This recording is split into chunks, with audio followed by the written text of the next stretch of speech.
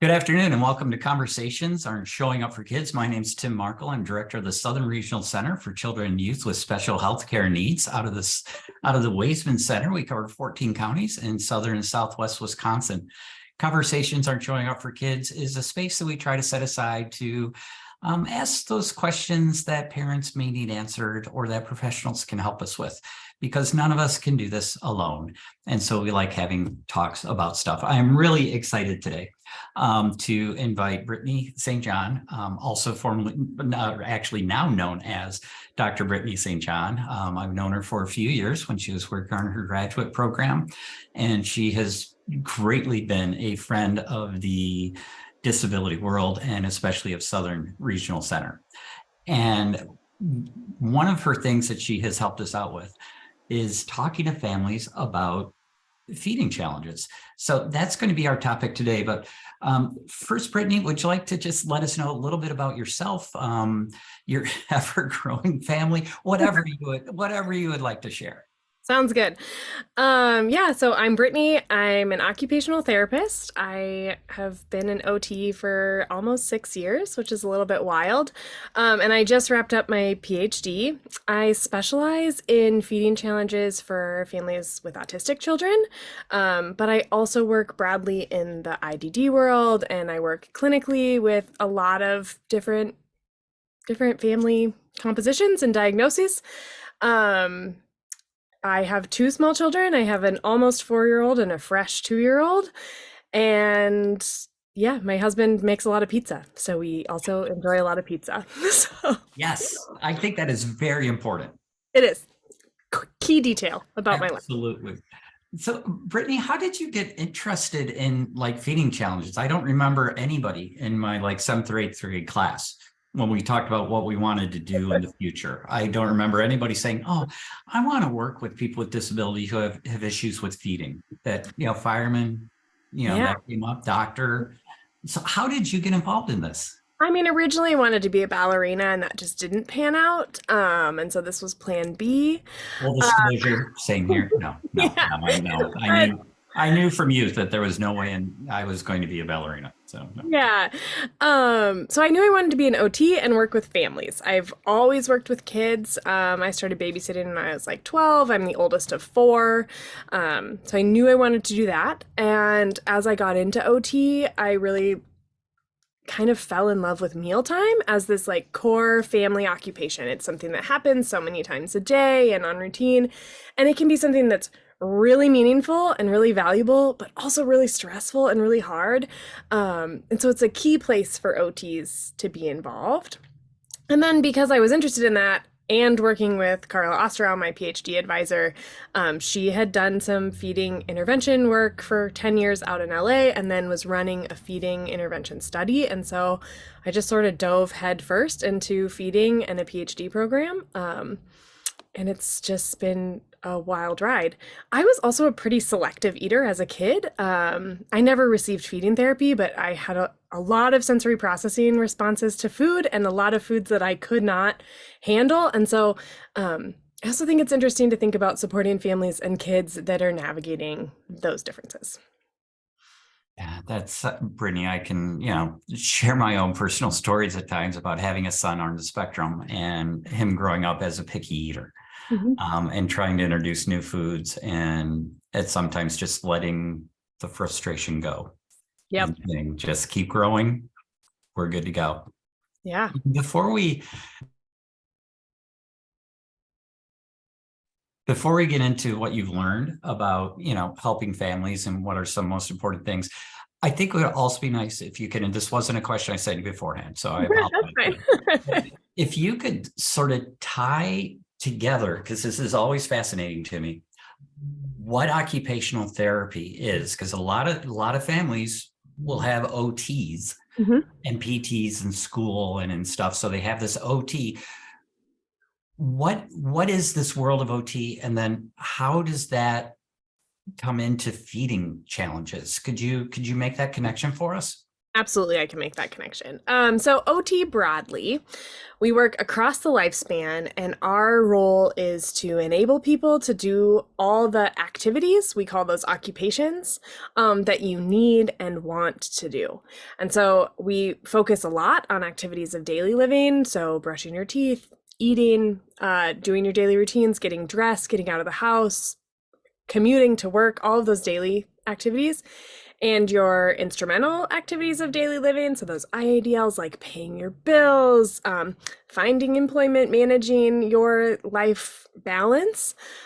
So we do that across the lifespan. And in kids, we spend a lot of time partnering with families on play skills, executive function, social peer interactions, emotion regulation, sensory regulation.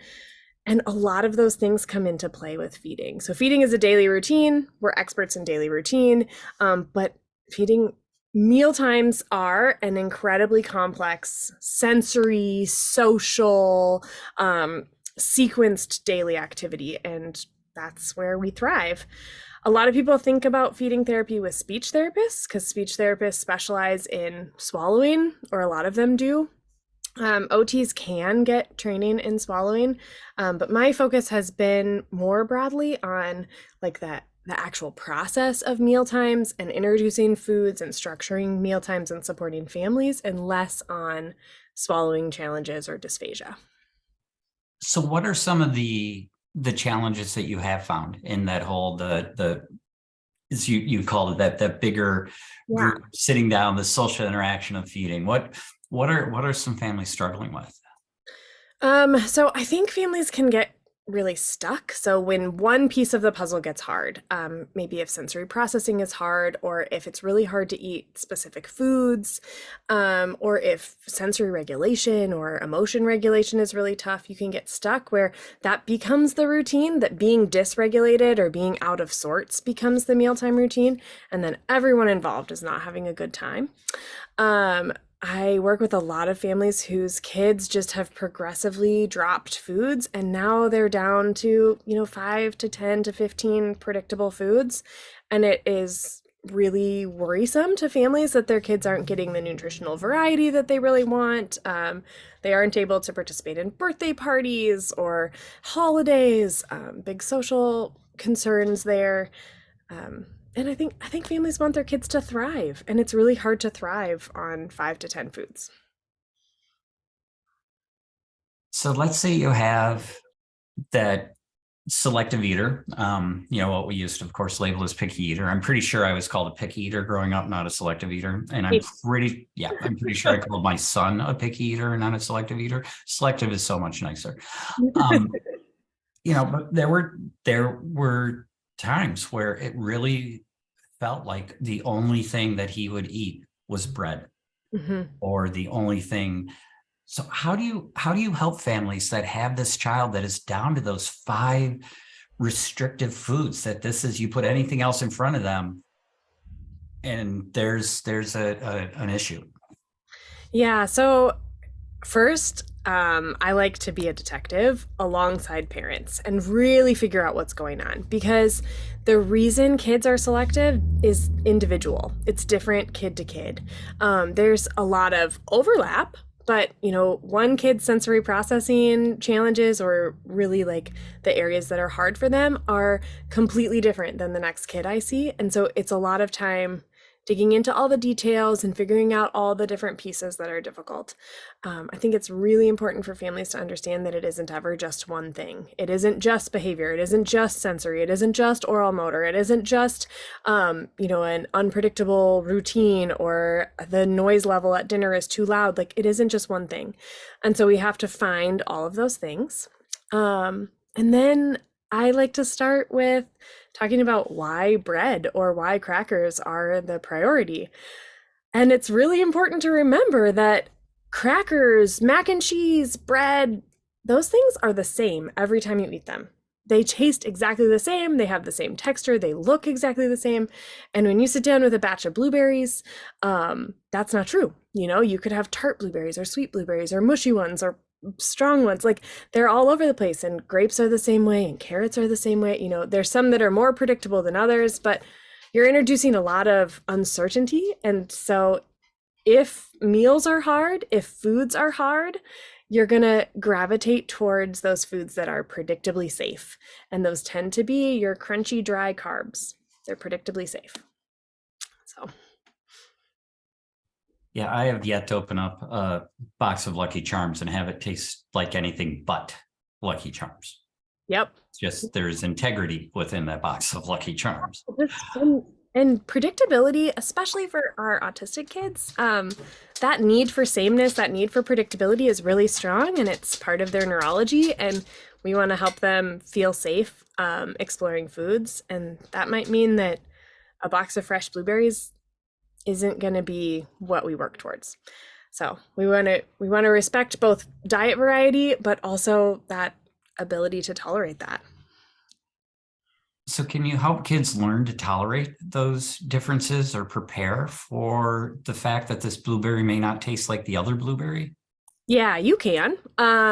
You can spend some time working on strategies that support regulation before meals. So I like to talk about like we want to be our best selves when we sit down for a meal. And that might mean that we have a sensory routine before we sit down, or we have a relaxation routine before we sit down. We want to be in the most supported environment before we join a meal. So any sort of strategy to manage mealtime chaos we'd want that to be in place. And then I want kids to have strategies for when they bite a blueberry that is unpredictable and mushy and they hate it. What are they going to do about it? And how are we going to calm our body down? So we spend a lot of time right at the beginning of feeding therapy working on what are we going to do to recover from that mushy blueberry. Yeah, and that's something I've never thought of. Yeah, I just never considered that, okay, so this bad sensation is going to take place. There's going to be a reaction. Mhm. What kind of reaction do I find acceptable, and talking that through and figuring out what is it that we can do? Yeah, and I think it's really important to make those decisions with a family. So I often encourage that there's an option for that kid to spit it out. If it's, a really unexpected texture, how are we going to get it out in a polite way? So like a napkin, into a small dish, something like that. And then what's the strategy to recover? Do they need a crunchy pretzel available to like reset? Do they need a drink? Do they need 10 jumps? Like what do they need to kind of like set their body back up? And so once we have those things on, then we can work towards curiosity about food. So first I want to set up the best possible mealtime routine with regulation. And then I want to work towards how can we get this kid excited about food? And how can we get curious about it? And so that looks like a lot more relaxed exploration of food, play, opportunities to explore foods without the expectation to eat them. And then we're going to try to find foods that they enjoy, because the goal is not that every kid eats blueberries. The goal is that every kid has 20 to 40 foods that they can eat that they enjoy. If blueberries aren't for you, like everybody has a red, like I call those red foods. Everybody has a red food, a food that you won't eat. And that's okay. And it might be blueberries. It might be, mine is iceberg lettuce. Everybody has one. So like finding the thing that you just won't eat is okay. But it can't be all food, right? You need food. So. Before we follow up on that, I just want to encourage people. We are talking with Brittany St. about feeding challenges. You are free to put your questions into the chat, and we will get to those in a little while and begin to think about the questions that you might have for Brittany as we go along, because we definitely want to save some time for questions. But you said something, Brittany, that totally goes against the way that I was raised. And that's, I was always told, don't play with your food. And you just said, maybe we need to encourage that playing with the food. What do you mean by that? Yeah. So some families are really uncomfortable with this. So just hear me out all the way. Well, I mean, play is how kids learn. It is absolutely core to kids learning. And if we want them to learn about food, we need it to be playful. And so that might be during a mealtime, and it might not be during a mealtime. it does not have to look like big sensory play, spread food all over your face and arms. It doesn't have to look like that. It can look like we call broccoli trees and we pretend we're dinosaurs, and this dinosaur is exploring the different tree and takes a little nibble. You know, that food can stay on the plate or on the fork, but it's the imagination that comes in it. Or it's maybe like we're introducing chicken and we start with chicken that's in a fun shape, like a dino nut. I have a kid who's dino obsessed right now, so dinosaur everything in my house. But yeah, like maybe it looks like dinosaur shaped chicken nuggets to introduce the idea of chicken, where it's playful and like child focused, but it doesn't have to be messy necessarily. I will say that messy food play can be really, really successful. And so if you're working with a feeding therapist, they're probably going to recommend some level of that. But meals should be playful and relaxed. Another great option that's really simple for families to start with is to remove pressure to take a bite. So just let your kid decide what they're going to take a bite of, and focus on just enjoyment at the table as your primary goal. And then you will see that when enjoyment goes up and relaxation goes up, kids are more likely to eat because they feel better at meals. There's less stress and anxiety, and they will start to add more foods. It takes time, but play does really, really support feeding. So what other things have you learned along the way that could help? So we set this, we set this balance that we want to have mealtime to be as stress-free, fun, enjoyable, someplace where we feel relaxed and accepted. And then we come to the actual eating part. What have you learned about that? Yeah. So I have some key strategies that I always start with for families. So first, I want to say that every family mealtime looks different based on your family construction, based on who's a part of your family, what time of day you eat, how much time you have to prepare that meal. That's fine. We don't have rules about that. You can set up meals however you want. But these are some things that tend to integrate well into everyone's meal times, and support making progress with feeding. So the first is to make sure your kid has something they're comfortable with on the plate, as well as something you're working towards. So if their favorite food is crunchy pretzels, those are available on the plate, but so are the steamed broccoli. We're working on both those things simultaneously. And if there's a way that you can make the new food close to the favorite food, you'll have better luck.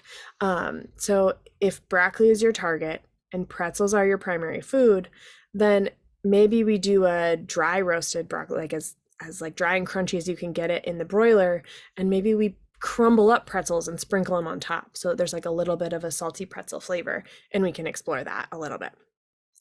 So that's one. Try to always have a preferred food and something you're working on the plate.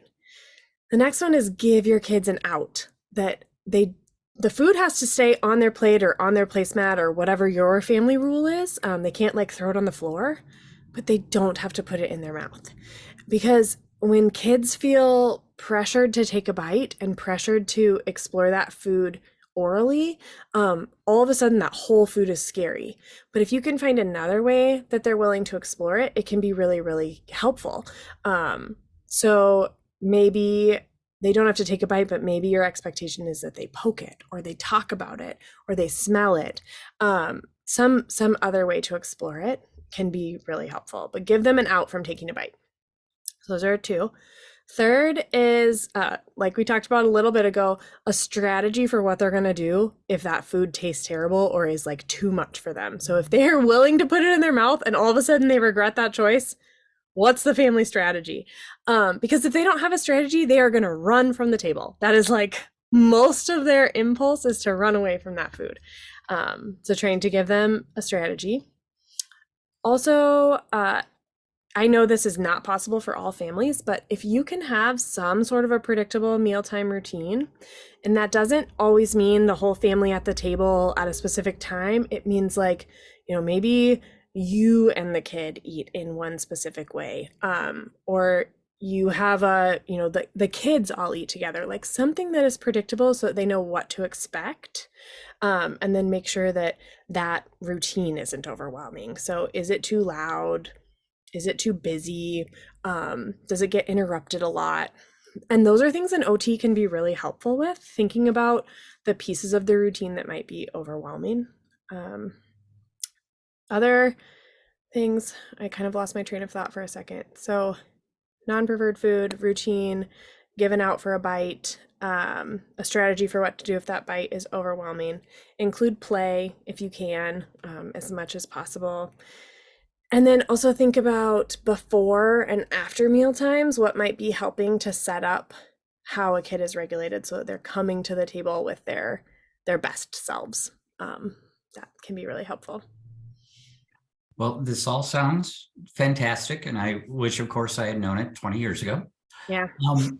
But do you have, I know that you have met so many families and so many children, but can you just like share a story or help us understand what this looks like in real time with the family or real time with the kid? How does it actually work? Yeah. So progress is really slow with feeding. I would say a really good level of progress is like a new food a month. It's real slow. And what it looks like often is a big comprehensive investigation. Like, let's figure out what's going on. Let's think about all the different pieces that are happening with meals, all the different things that are really hard, and see if there's any of them we can change. And then start working towards, honing in on the specific piece. So I had a family who, let's see, what's a good case study example for you? I have a family who didn't have any sort of a mealtime routine because their son was only predictably eating about 6 foods, and really needed to eat them at the counter by himself. And so what we started with was, let's have a parent sit with him at the counter. It doesn't have to be anything more than that. Let's just like make sure there's some connection there. And then let's try to introduce something playful. So that was where we started. Like, let's just see if we can like build a little bit of play. And so he was really excited to have Godzilla join him at the table. And so Godzilla joined, and occasionally Godzilla would take a bite of yogurt or of M&Ms or whatever was on the table. And so we got like a little bit of play and a little bit of predictability. Like, parent sits down with you, we're at the counter predictably, there's a toy, and we do this little bit of play while we eat. And then we started thinking about feeding is hard, and he's a pretty sensory seeking kid. So what can we do right before feeding that can support him? And so we developed a sensory routine right before they would sit down and eat. So they would do some like jumps on the trampoline, or go for a walk outside, or go to the playground for 20 minutes. That can be really, really hard for families to do, especially if you're the one preparing meals, if your schedule's all over the place. That can be really, really hard. It's great if a sensory routine can be self-initiated. So if you have a trampoline that's like in your dining room, that can be really great. But trying to find a way to get them regulated, but totally acknowledging that that's super hard. So it worked really well for them to do that, especially because he was eating prepared foods straight out of the fridge. So like, there wasn't a lot of meal prep that was happening. So we did the regulation, play, and then we started thinking about what is the next food that we should try introducing, and we would have mom eat it first next to him. So like, he would eat yogurt and mom would eat rice. And then like, if he was curious about it, mom would like offer a spoon of rice. And we moved towards like, he had a small dish where he could like explore or play with or taste whatever she was eating. What ended up working is that he's curious about what mom's eating. And so he never explored the dish that was his, but he would ask for bites out of hers and then would like slowly add those foods. But we worked together for 6 months and we got about 6 foods. So it really is, it's slow, but a lot of what we were focusing on is like setting up for success, giving mom the skills to move him forward. And then the goal is not that he's exactly done at the end of feeding therapy, but that they have the skills to keep making progress, that they know what they need to know and they can keep making progress. And have you noticed, this silly question. So I noticed with my son that his taste and his willingness to try new foods changed over time, Mm-hmm. that he is not the eater that he was when he was 7, 8 years old, and he wasn't the eater at 16 that he was at 7 or 8. Is those change? Is that something families need to be aware of as well? Yeah, so let's zoom out for a minute because I've been talking a lot about these families who have really selective eaters and end up in feeding therapy, and that's really where they need to go. Um, we know, again, my expertise is in autism, and so I'm kind of talking broadly about autism. This does tend to apply to other diagnoses, and if you have questions or a kid with a different diagnosis, I'd be glad to talk about that. But right now, just autism. So we know that for autistic kids, about 80% of them have feeding challenges at some point. It's a really high percentage. Um, and so they've done some longitudinal looking at what that looks like because feeding challenges is such this big broad term. And quite a few of them have a period of feeding challenges that are really intense, and then they make progress completely on their own. And by the time they're like, late elementary, middle school, they're back to like a typical level of eating. But there's a really important group of them that those feeding challenges get worse or stay really intense all the way through childhood until they have intervention. So the kids I see are the ones that just keep getting worse. That is when you really need a feeding therapist on board. Even if it's just a couple consultations, even if that's all you can get through insurance or whatever, sometimes just sitting down and doing an individualized feeding consultation can be really, really helpful and help you make some progress. But there is a group of kids that their feeding really does need intervention. And then there's a bunch that make really good progress. So that's kind of our big like public health view, is that there's these two big groups. So for families, it's really important that you think a little bit about what you might be seeing. Are you seeing something that's really severe? And what I would think about is taking a diet record. How many foods does your kid predictably have? Like even for a week, just write down all the different foods that they will predictably eat. And then if it's like 20 plus, I think you're okay to like monitor and then do it again and see how it's changed. But just like adults, kids' taste change. So having a taste change is okay as long as a taste change doesn't mean we completely drop all the foods that we used to like and we're down to fewer foods. So it's really those patterns. So like if I do a diet record and I have 20 foods that I like, and then 3 months later I do a diet record and I have 20 different foods, that's okay. That means we're just shifting slowly. But if I have 5 foods, then I would be worried. Or, if I have even like down to like 12, like if you're seeing like slow decreases, that's when I would be worried. And then there's a thing called food jagging. I don't know if you've ever heard that term, but food jagging is where like a food feels really comfortable and good. And it's very similar to like stimming in autism, I think, where it's an enjoyable food, it's an enjoyable sensation, it's all I want to eat. And so I'm going to eat it, and then when I'm done eating it, I might be just like done. That food might just be gone. And then I'm going to find another food to food jag on. And so you might be seeing those kinds of patterns. What you really want to pay attention to is like, okay, we food jagged on mac and cheese, and now we're done with mac and cheese. Do they still eat mac and cheese sometimes? Or is mac and cheese like off the menu for the rest of their life? And those are two different groups. Still eating it sometimes and just having a different favorite food, totally fine. Dropping it completely is a little bit of a red flag and something you're going to want to pay attention to. We wouldn't want kids to consistently jag and then drop, because eventually you're going to run out of foods that they like.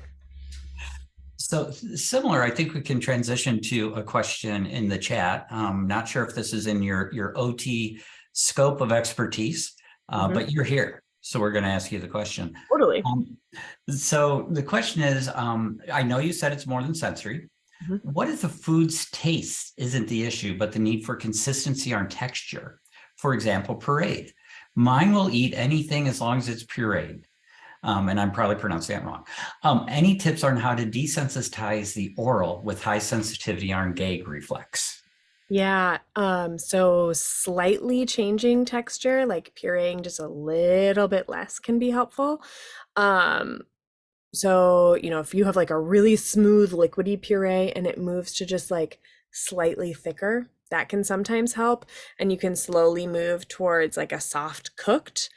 Um, when you're moving from purees to solid foods, what's really important is to think about whether you're giving them a single texture food, because a puree is a single texture.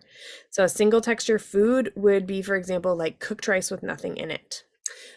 Steamed carrots that are really predictably the same amount of steamed. Like things that they're going to be one texture once they get chewed, and they're not going to have a surprise. Like rice with vegetables in it is multi-textured because those vegetables are softer than the rice, or like harder than the rice, depends on how you cook the vegetables. So you'd want to move to a single texture solid food. What can be really good is canned fruits and vegetables because they're really, really predictably textured, especially like peaches and pears. And then for a sensitivity on gag reflex, I honestly, like a speech therapist or an OT can help you with that a little bit. But one of my favorite things is like a Z vibe or a vibrating toothbrush to start building up just tolerance of sensation in the mouth. Or like popsicles, things that are motivating to put in your mouth, but are sometimes they hit different parts of your mouth. That can help. A sensitive gag reflex is a hard thing to work through, and I totally want to acknowledge that can be really tricky. Can you tell me the age of your child, and then maybe I can help a little bit more? So as we wait for that response, or you can feel free to unmute as well if you would like, as we're very open to unmuting as well, or you can put that into the chat feature. Go ahead, Pearl. Okay, so it's just going to be easier because I can't. I'm driving and I'm at a stop sign. Totally. He's 14. Okay. We went through the trauma of him being force-fed when he was younger. Mm. So we finally got him to acknowledge and be okay with utensils. Hates sweets, hates fruit, won't do cakes, won't do cookies, won't do Jello, won't do pudding. It's too sweet. The sweetest thing I could get him to eat is applesauce. Okay. Puree, we have got him to like a mashed potato consistency. Nice. But anytime we do anything above that, where I try to hide like some small chunks of potatoes or whatever in it, he's automatically gagging. And then he's done. And I've had so many therapists tell me, well, when he's hungry, he'll eat. No. I've had him hospitalized because he will go days without eating. So any suggestions on how to get that gag reflex? Because I know when they're babies, like they always gag, and that's kind of how it just moves back naturally. But that didn't happen with him, and now he's a teenager, and So, have you been to a feeding therapist? So I'm in very rural Wisconsin. Huge difficulty. Okay. So my start for you would be if you can do a vibrating toothbrush, if he'll tolerate that, even just like on his lips or his teeth, that could be a nice way to start to introduce sensation and desensitize the mouth a little bit. So I would try that as a strategy. If he is willing, I would have him involved in the pureeing of his food, but I would fork smash it. So like cook potatoes, but have him smash it with a fork, because it will naturally be a little less consistent when you fork smash, but he has all the control. So if he can like learn how to smash different foods with a fork, he can decide how much he wants to smash it. It's also pretty adaptive because as you get older and you're independent, it's like not common, but would be totally fine for someone to like fork smash their food and then eat it on the plate, right? Like not exactly how most of us eat, but totally fine. So I would have him involved in that if possible. And then I would probably move away from, especially because he has the trauma of being force-fed, I would move away from anything that's hidden. Like as much as possible, try to be open about what's going in his food or have him involved in that. The more autonomy kids have in eating, the more likely they are to like push themselves a little bit. And then for you playing food therapist as mom, I would encourage you to try to build the routine of one more thing. So this is like one of my favorite things that I do in therapy where I say like, you don't have to put it in your mouth. You don't have to taste the food. That's fine. But when you start to feel overwhelmed, we're going to try to do one more thing just to push you a tiny bit and then we can back off. So that might look like, oh, I saw you gag. That bite was too hard for you. Let's reset. Like, let's take a drink. Let's, take a beat. And then let's try to do one more thing. Can you smash it a little more and take one more bite? Are you willing to like taste that food one more time? Are you willing to scoop it all and put it in a bowl? Like anything to get him to interact with the food one more time.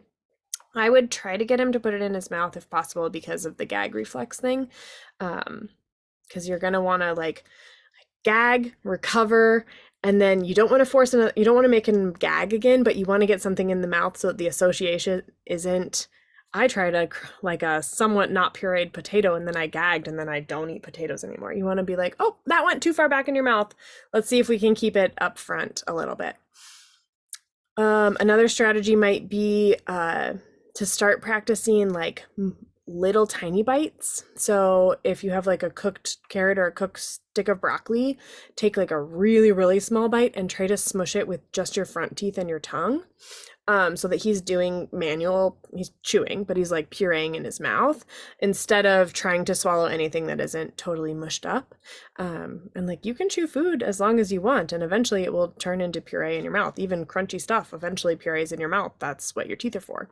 So hopefully doing some like munching and smushing with the tongue would allow it to like slowly work its way back, but just those tiny bites.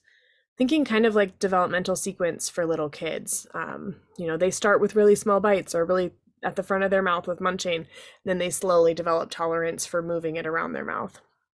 I'm also wondering about his skills with his tongue. Like tongue lateralization is a really important part of chewing. So the ability to like move food from your cheek to your cheek, from the front of your mouth to the back of your mouth. And you can practice that. So you can practice it. Like if there's a food that he'll put in his mouth, even if he can't swallow it, like, he doesn't like sweets. I was going to say like a fruit snack, but if there's something like small, like a piece of cereal that he'll hold on his tongue and move from side to side, and practice that movement, that can be really helpful to start desensitizing. Hopefully that's a few things that are helpful to get you started. It is. You're awesome. Thank you. Yeah. Any other questions, comments? People that would like to join the conversation, you are very welcome to unmute, and I will notice that you unmute and I will call on you, or you'll just start talking and I won't mute you. So then you'll know that it's okay to keep talking. Yeah. Any other questions, ideas that you have for Brittany at this point?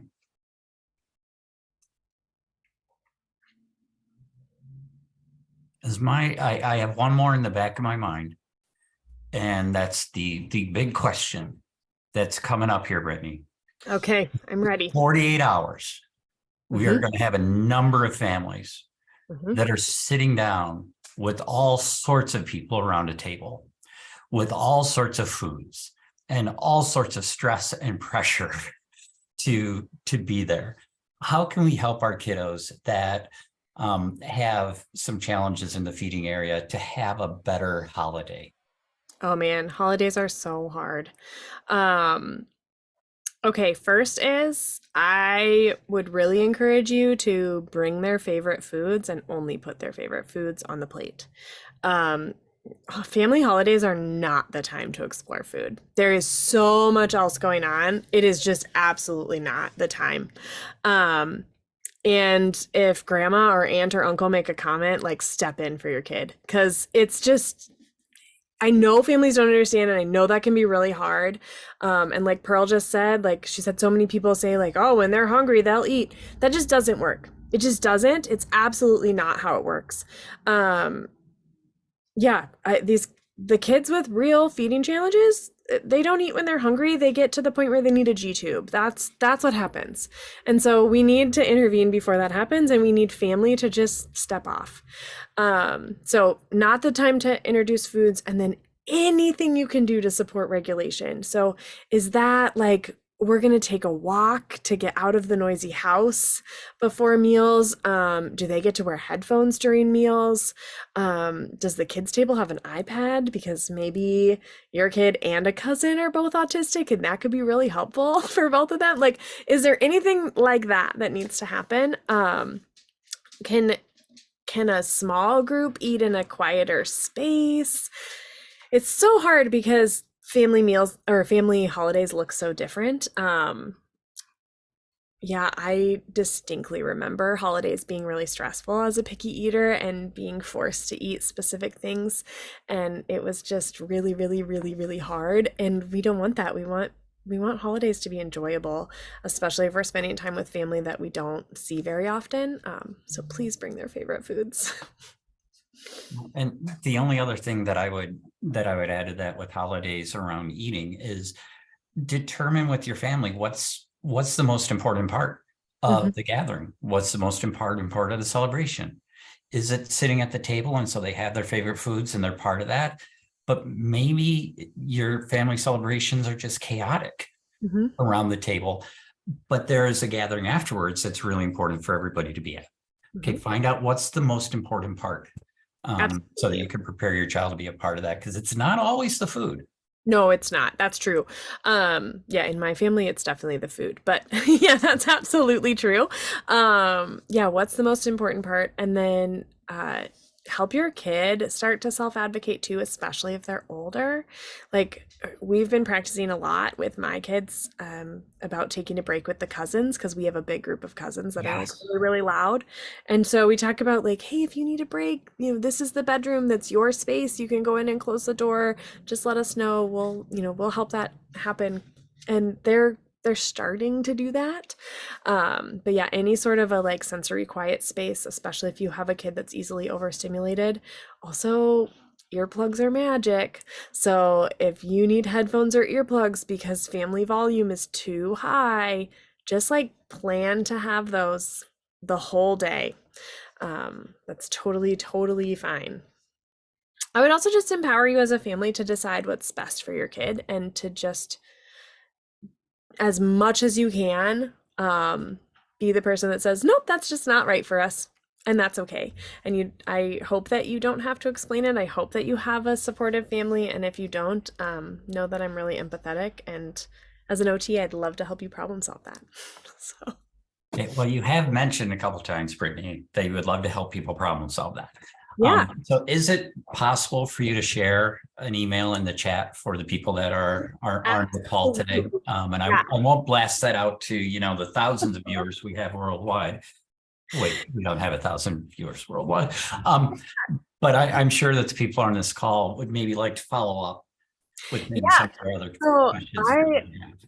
I will definitely type my email in the chat. One of my favorite things is consulting with families. And as a PhD student, as someone who's really doing this for research and for academics, it's not, I don't charge for that.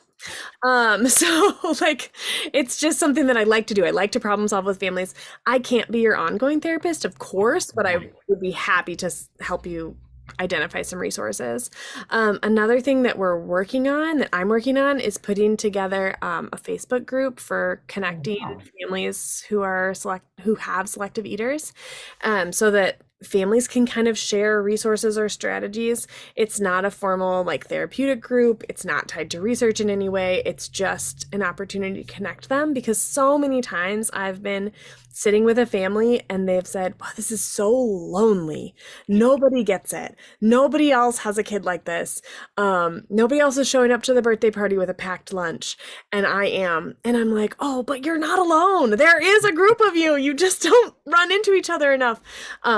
So I'm hoping to get a Facebook group going really soon, and I can share that with you, Tim, and then you can send it out. I'll send it out to the listserv. Yeah. First roundup. Absolutely. Earl, it looks like you have your hand up, or you want to give me a high five. I'm not sure which. Well, no, I actually found the raise hand this time. I actually found the raise hand button instead of just the high five. Well done. I know. So because I can't access the chat the greatest because I'm in a vehicle, can Tim, can you just get the email address and email it to me? And that would be awesome. And then I know I'm in the middle of nowhere. So Brittany, if you are okay with like a virtual consultation with some ideas and stuff, that would be amazing. And I will totally Really take you up amazing. on it. Yeah. So for those of you who are rural, I have done a couple talks where I haven't done them on Zoom, but I'm sure they could be on Zoom, where a group of parents in the same area comes together and we just sort of brainstorm about their specific kids. I'd be happy to do something like that. I am going to give you all fair warning. I'm moving to Australia for a year in January. So like I'm here until mid-January and then I'm on Fulbright for a year. But I'll be back. So, thank you. Congratulations. The Fulbright's a big deal. It is a big deal. Yep. But it's just a year and then I'm hoping to be back. So I will still have email access, just less opportunity for Zoom consultation type things. Yeah. With the time change, but you can work that out. Yes. Awesome. Have fun. Thank you. And yes, Pearl, I will make sure that I get Brittany's email to you. That's not a problem. Any final questions before we close out today's conversation?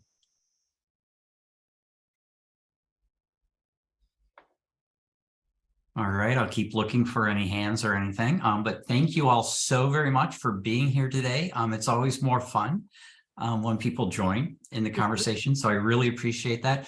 Brittany, I appreciate all the hard work that you have gone through over the years as I caught these numbers that you've been an OT for 6 years. So you've been working on your doctorate and you have a kid who's 4 and a kid who's 2, which means that's all been happening together. It has all been happening together. That's, it's the joyful, beautiful mess. So exactly. Oh, I love that. So thank you so much. I'm going to stop the recording. We will offer, if there's anybody who wants to hang on just for a few minutes afterwards for anything they didn't want to share with the group, that would also be fine. But thank you all for being here. Thanks for having me.